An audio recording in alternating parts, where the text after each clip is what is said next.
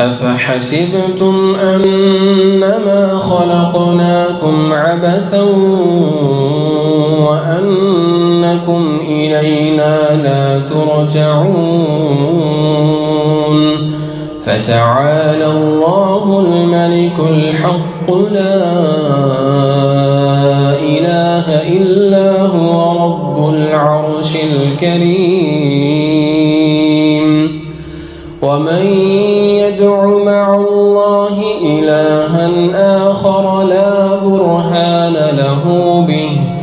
فإنما حسابه عند ربه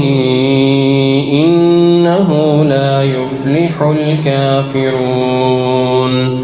وقل رب اغفر وارحم وأنت خير الراحمين